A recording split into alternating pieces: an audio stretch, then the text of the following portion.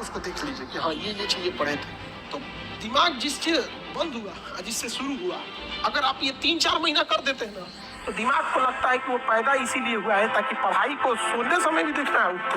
तो पढ़ने का जब मन ना करे, तो जब आपके अंदर एक भूख रहना चाहिए, ललक होना चाहिए, फिर आपको किसी मोटिवेशन की जरूरत नहीं पड़ती। हम आपको जीवन का तजुर्बा बता रहे हैं, इसीलिए हम शुरू में ही बोले थे बहुत दूर तक जाना पड़ता है ये जानने के लिए कि पास कौन था।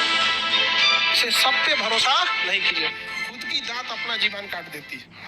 टाइम किसमें बिताना है? पढ़ाई। पढ़ाई पढ़ाई को वैसे कीजिए जैसे नोट गिनते हैं। पैसा कोई गिन रहा है, मजाल कोई उसका कंसंट्रेशन खराब कर दे, डांट देगा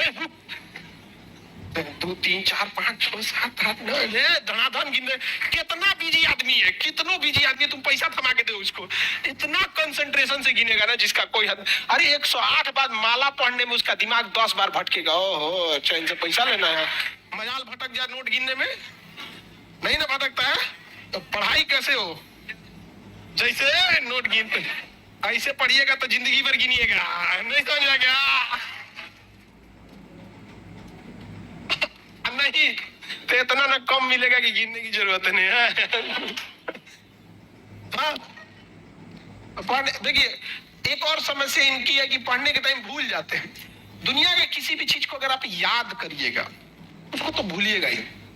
जब आप इलाहाबाद में शुरू में आए होंगे तो जिस एरिया में आप रहते होंगे ना, उसके गली मोहल्ले को थोड़ा थोड़ा कभी कभी भूल जाते होंगे। धीरे धीरे याद हो गया, 10-15 दिन में क्या हो जाता है, याद हो जाता है, फिर नींद में भी चल जाएंगे। तो जब किसी चीज को आप समझ जाते हैं, अच्छे से समझ जाते हैं, तो क्या हो जाएगा, अब आप उसे नहीं भूलेंगे, आप नहीं भूलेंगे। जैसे अपने किसी रिलेटिव को भी आदमी देखिएगा, किसी चीज को अगर आप अच्छे से समझ गए रहते तो नहीं भूलते। तो पढ़ाई में बच्चे में क्या होती है, जिस एज में आप लोग हैं, एक हड़बड़ाहट होती है। जैसे एक चैप्टर पढ़ेगा, जब भी कोई चैप्टर पढ़िएगा उस दिन तो याद ही रहेगा वो।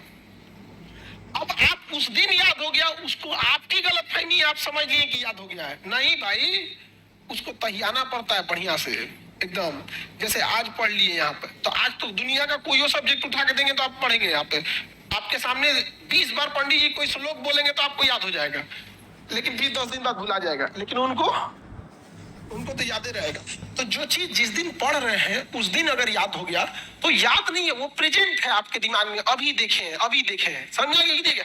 तो उसको 3 बार 4 बार मेमोराइज कीजिए। और सबसे अच्छा चीज कब होता है, जब आप सोने से पहले का जो आधा 1 घंटा समय होता है ना, इसी समय हमारा कंप्यूटर शट डाउन हो रहा होता है, पूरी बॉडी रिलैक्स हो रही होती है।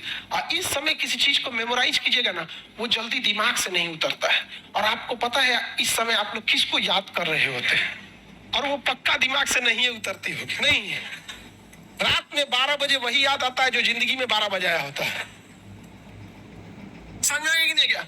तो कोशिश कीजिए कि जब आपका कंप्यूटर शट डाउन हो रहा है, वो सबसे बेस्ट टाइम होता है डाउनलोड मारने के लिए, समझाएंगे कि नहीं? यहाँ पे जब कोई मेहमान जा रहा होता है और लास्ट में उसका खूब इज्जत कर दीजिए, इज्जत सत्कार कर दीजिए, तो याद रखता है, अरे छोड़ने आया था गेट तक, अरे बाप रे बड़ी अच्छा आदमी। उसी तरह जब आपका बॉडी रिलैक्स होकर सोने जा रहा है ना, उस समय आप आधा घंटा यूटिलाइज कर दीजिए, बस वो लास्ट का आधा घंटा 1 घंटा। लेकिन आप उसको मोबाइल पे बिता देते हैं और उसके बाद यहाँ आके कहिएगा कि हमको याद नहीं होता। ये सब छोटे छोटे चीज। और जब सुबह उठते हैं ना, बस उसको 5 मिनट मेमोराइज कर दीजिए, बस ज्यादा हम बोल भी नहीं करते, आप ज्यादा कीजिए 10 मिनट बस, कि रात में जो आप सोने के टाइम देखे थे उसको देख लीजिए कि हाँ ये चीजें पढ़े थे।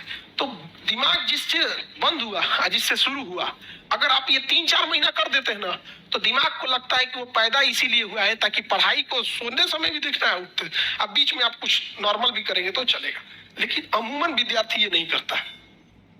आप देखिएगा उसका नींद खुल जाएगा 6 बजे, अब बिस्तर में से निकलेगा 8 बजे।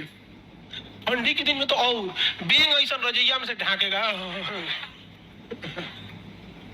ये टाइमिंग गैप ज्यादा मत रखिएगा, तुरंत क्या होता है, पाइप अप होना है अपने आप को तुरंत यहाँ पे, तो याददाश्त थोड़ा सा ठीक रहेगा। समझ रहेगी ना? नींद देखो, बॉडी के एक कुछ बायोलॉजिकल चीजों को भी तो सही रखना है। हम कितना अच्छा गाड़ी चला ले और गाड़ी में पेट्रोल नहीं रहे तो ड्राइवर कोने काम का, किसी काम का ड्राइवर है। तो अगर आपका बीपी डाउन है, आपके शरीर में प्लेटलेट कम है और आपका हीमोग्लोबिन कम है, हीमोग्लोबिन कम है, आपको नींद बहुत ज्यादा आएगा, बहुत ज्यादा। अगर आप सपोज कीजिए 7-8 घंटा अगर नहीं सोए, इस एज में आप 8 घंटा सोइएगा। हम लोग के ऊपर इतना प्रेशर रहता है ना कि 8 घंटा नींद नहीं आ सकता है, आ ही नहीं सकता है नींद यहाँ पे। और आप लोग पे प्रेशर कम है। दूसरा, जितना बॉडी यंग होता है ना, हमारा यहाँ पे ग्लैंड होता है, आप लोग पढ़िएगा बायोलॉजी में तो पीनियल ग्लैंड के बारे में पढ़ना होगा। छोटा बच्चा को ज्यादा नींद दिलाएगा, जैसे जैसे उम्र बढ़ेगी ना नींद कम आएगा।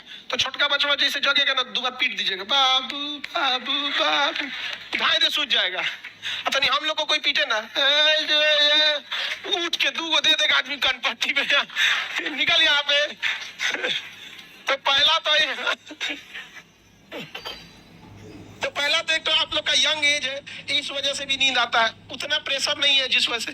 लेकिन अगर आप 8 घंटा सोए हैं, हीमोग्लोबिन, प्लेटलेट और ब्लड प्रेशर अगर ये डाउन है तीनों, दुनिया का कोई भी आदमी तब ज्यादा वर्क नहीं कर सकता। जिसको डेंगू हुआ रहता है ना प्लेटलेट, उसको आधा घंटा खड़ा करा के दिखा दीजिए।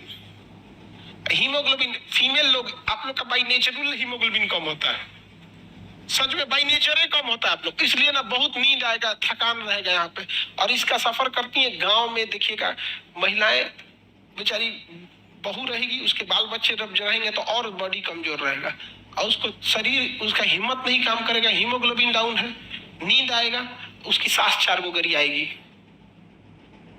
कैसन बहू उठा लाए, अरे बेचारी का हीमोग्लोबिन कम है, उसको नाश दिए सब। और ये आप हंसते, अगर लंबे समय तक बॉडी में हीमोग्लोबिन और कैल्शियम की कमी हो गई ना, तो 50 साल के बाद कमर झुक जाता है। हिंदुस्तान की 50% से ज्यादा महिलाओं को कमर दर्द का प्रॉब्लम है। एक लंबे समय तक उन बेचारियों ने हीमोग्लोबिन और कैल्शियम की कमी से बिता दिया। और भारत में क्या है, एक महिला का ज्यादा विरोध कर देती है कि नहीं। दामाद अच्छे हैं क्योंकि बेटी को बहुत मानते हैं, बेटवा खराब है बहू को मानता है। देखिए मेंटेलिटी होती है, तो आपको